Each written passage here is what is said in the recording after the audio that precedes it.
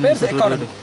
You are thinking that temple is also a place like your house or theatre or something else. You are thinking that the time spent here in the temple is equal to the time spent in your recreation or relaxation.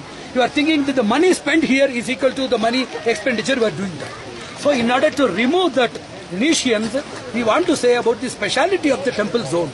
Temple zone is having, just as you are having refrigerator, which maintains a constant different temperature which is not available in the external atmosphere. Refrigerator, it gives certain temperature to the inner ingredients, and air conditioner provides the same facility to an inner room, totally different from even the red hot summer climate which is there outside. So it is known as a contrary provision. Like the temple, in spite of its location, proximity, vicinity, similarity, identity and resemblance with all other utility sources that we are do, it is totally different, distinct and transcendental. The place here is a shelter from where you can just drive out all of your fears, all of your phobias. The problem is, most of the people, they don't know how to manage the temple. I am giving you a computer. I am giving you a computer with all information. If you don't know the activation of the computer, what is the use of the computer? I am giving you all sophisticated tools. If you don't know the manual of operation, how you can get the benefits from that? Totally impossible. I am giving you a checkbook. If you don't know what the provisions of drawing or the methodology of drawing the money from the bank, you don't know the location, you don't know the approachability and other things, how you can get money from the bank?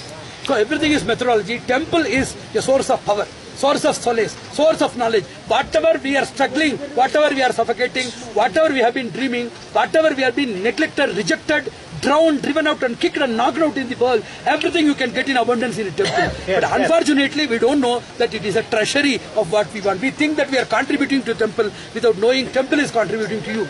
We are thinking that we are supporting the temple instead of knowing the temple is supporting. If a person knows proper temple management, 1 hour of a person's fruitful residence, systematic residence inside the temple is more than enough to carry 10 years of successful and powerful life in all of his various walks of life. Economic, academic, industrial, social, each and every walk of human life where people are dreaming, where people have surrendered to the threshold of unworthy rascals and scoundrels for getting benefits, they should surrender unto the worthy feet of the Lord, who is our real relative and who is the responsible and liable person for each and every bit of our development and improvement. So we should understand the greatness, the simplicity, supremacy and benevolence that is there within the Lord, and see how we can be fortunate enough to be a proper receptor of His mercy, for which He has been already a bounteous reservoir. So we should understand how to get that. How to get that. Think of the association of good people. Meditate for half an hour. Discuss about the temple and the development.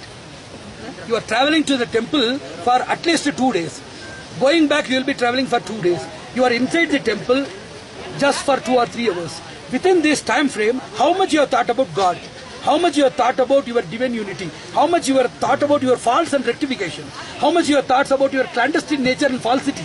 How much we have thought about your reforms and renaissance? It is not there. So take a proper guide, take a proper manual methodology, and see that each and every foot that we are making towards the temple is nothing but a charger. There was a scientist, he is an energy scientist, he is very famous for energy parsimony. Whenever you open the door, immediately there will be a link to the energy charger. If you open the door, there will be energy charge in the battery. If somebody walks, there are a lot of small receivers kept inside the floor. If you walk inside the house, you walk, then the visitors walk, even they walk inside the house, everything will be charging the battery, which is activating all the solar panels, so that the person's electricity or energy need is highly, it is provided by all of these external energy management. So a person who is a good energy saver converts each and every inch of movement or motion by closing the door, opening the door, taking something, placing something, walking, knocking, riding, running, everything is converted into energy. Like that, we should be a clever and prudent authority of energy conservation, reservation, application.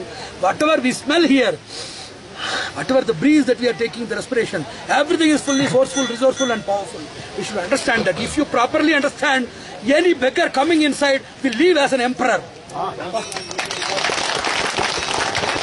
Any dependent coming here will be so bounteous so that he can take care of innumerable dependents for the nation, for the welfare of the globe, for institutional development, organizational enrichment, etc. So considering innumerable provisions that God has provided for our development, we should be very much thankful each and every second for His shower of mercy, for which we don't deserve at all. We don't serve, neither serve nor deserve. So that much we should be very much thoughtful as well as thankful for his bounteous shower, and we should continue to shower our own affection in the form of unconditional service to him, his inmates and associates by all possible means. I wish and pray